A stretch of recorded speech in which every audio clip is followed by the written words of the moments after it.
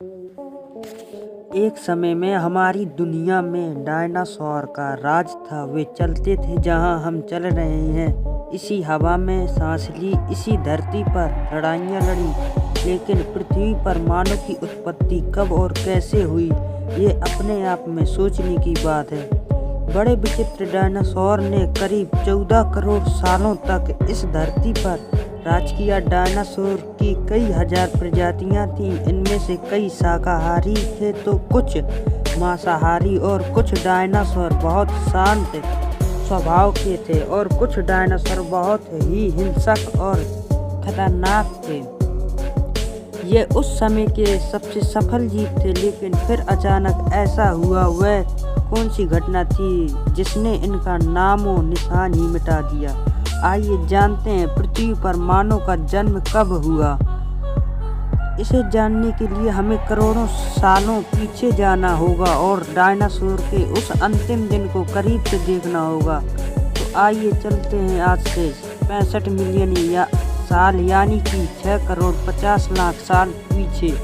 आज से लगभग 6 करोड़ 50 लाख पीछे पहले धरती पर मौसम सामान्य था। चारों ओर सूरज की रोशनी बिखरी हुई थी। लंबे लंबे पेड़ों से टकराती समुद्र की ठंडी हवाएं और चारों तरफ डायनासोर के चिल्लाने चिल्लाने की आवाज़। जब ये सारी डायनासोर प्रजाति अभी आराम से धरती पर अपना जीवन बिता रहे थे, तब 10 करोड़ साल पहले ही इनकी किस्मत लिखी जा चुकी थी। 10 करोड़ साल पहले एक छोटा सा एस्टेरॉयड का टुकड़ा जो दूर अंतरिक्ष से आ रहा था, वह पृथ्वी से लगभग 20 करोड़ मील दूर मंगल और बृहस्पति के बीच क्षुद्र बेल्ट में घूम रहे एक बड़े एस्टेरॉयड से जा टकराया। इस टकराव से उस बड़े एस्टेरॉयड की दिशा बदल जाती है और वह क्षुद्र ग्रे बेल्ट से निकलकर सीधे पृथ्वी की ओर 22,000 मील प्रति घंटे की रफ्तार से बढ़ने लगता है। जब यह एस्टेरॉयड पृथ्वी से 3,84,000 किलोमीटर की दूरी पर था, तब शायद धरती से डायनासोर का अंत न होता। यदि यह एस्टेरॉयड पृथ्वी के उभरे चांद से टकराता, लेकिन नियति को कुछ और ही मंजूर था, इसलिए ये बड़ा एस्टेरॉयड चांद के बहुत नज़दीक से गुजर गया। 40 किलोमीटर के व्यास वाला यह ट्रिलियन मेट्रिक टन का ये एस्टेरॉयड प्रत्येक सेकंड के साथ साथ पृथ्वी के तरफ बढ़ता जा रहा था।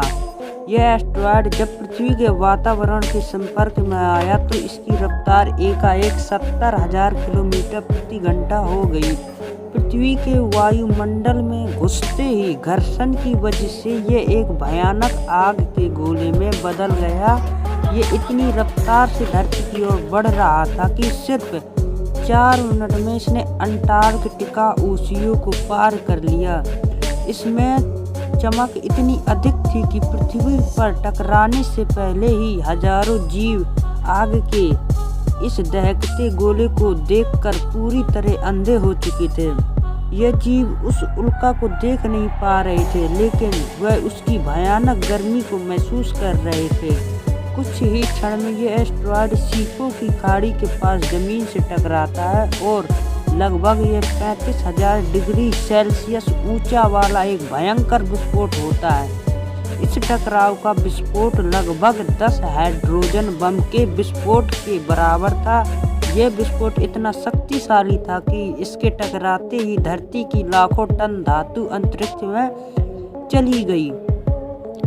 टकराने वाली जगह पर 180 किलोमीटर चौड़ा 20 किलोमीटर गहरा गड्ढा बन गया। विस्फोट के कारण इस गड्ढे का सारा मेटल और पदार्थ आसमान में घुल के बड़े बादल में बदल गए। 16 मिनट 40 सेकंड बाद जमीनी टकराव की वजह से धरती के अंदर चारों ओर 12.1 तीव्रता की भूकंपीय तरंगें उठने लगीं। इस वजह से समुद्र में विशालकाय लहरों का निर्माण हुआ और एक के बाद एक सुनामी की लहरें चारों तरफ बढ़ने लगीं। भूकंपीय तरंगों ने सभी सक्रिय ज्वालामुखियों को दहका दिया, जिसके कारण जगह जगह डायनासोर का विनाश शुरू हो गया। धरती के महाविनाश की प्रक्रिया आरंभ हो चुकी थी। इस भयानक विस्फोट में रेडिएशन की मात्रा इतनी बढ़ गई कि इसके 800 किलोमीटर की दायरे में आने वाले सभी जीव जंतु जलकर पूरी तरह राख के ढेर में बदल गए थे। इस महाविनाश में उड़ने वाले डायनासोर जमीनी खतरों से तो बच निकले, तो ये महाप्रलय की शुरुआत मात्रा थी। विस्फोट की वजह से जो लाखों टन मेटल, धूल और पत्थर अंतरिक्ष में गया था, ठीक 40 मिनट बाद आग के गोले के रूप में वे धरती पर फिर से बरसने लगे। साथ ही धूल का एक बहुत बड़ा तूफान 6000 किलोमीटर प्रति घंटे की रफ्तार से पृथ्वी की दूसरी तरफ मौत लेकर आ रहा था। धूल के बादल कई किलोमीटर मोटे थे, जिसके वजह से धरती पर सूरज की रोशनी पहुंच पाना संभव हो गया। गर्म हवाओं का तापमान 100 डिग्री सेल्सियस से ज़्यादा हो जाने के कारण धरती पर लगभग सभी पेड़ पौधों की आबादी जलकर खाक हो गई थी। विस्फोट के 90 मिनट बाद धरती का तापमान 200 डिग्री सेल्सियस तक बढ़ गया। इसकी वजह से जो डायनासोर विस्फोट के इलाके से कोसों मील दूर थे, वे इस गर्मी से बच नहीं पाए। इस महाप्रलय ने लगभग कुल 90% प्रजाति धरती से खत्म हो गई थी और जो 10% जीव धरती पर बच गए थे।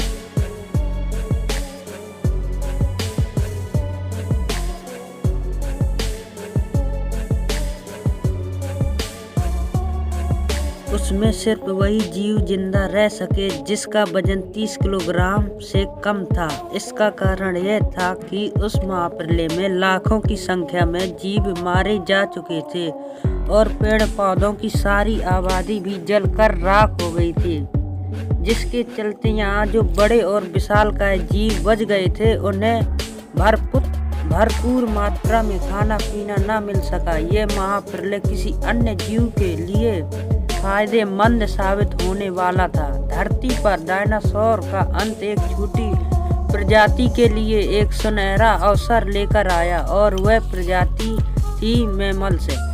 कि मैमल्स क्या थे, कैसे बच गए महाप्रलय से। आज से करीब 40 लाख साल पहले अफ्रीका के पूर्वी इलाके में एक नए पर्वत श्रृंखला का निर्माण हुआ, ईस्ट अफ्रीकन रिफ्ट वैली। ये पर्वत यहाँ आने वाले मौसमी हवाओं के लिए एक अवरोधक बन गई थी और इस वजह से यहाँ के जंगलों में बारिश आनी बंद हो गई। इसी जंगल में रहते थे एप्स। ये पेड़ के ऊपर रहते थे जहाँ उनको खाने की कोई कमी नहीं थी। इस वजह से ये हमेशा पेड़ों पर ही रहते थे। लेकिन अब यहाँ समय के साथ साथ सूखा पड़ने लगा। बिना बारिश के जंगल पूरी तरह साफ हो गए। ऐसे के लिए खाने की समस्या उत्पन्न हो गई। खाने की तलाश में इन्होंने पेड़ों से उतरने का निर्णय लिया, जो थे जिन्होंने बहुत बड़ा निर्णय लिया था। इनका दिमाग एक संतरे जितना बड़ा था और आकार में 4 फीट लंबे होते थे। कई हजार सालों के विकास करने के बाद हमारे पूर्वज जब 2 पैरों पर चलने लगे, इससे ऊर्जा खत्म खर्च होती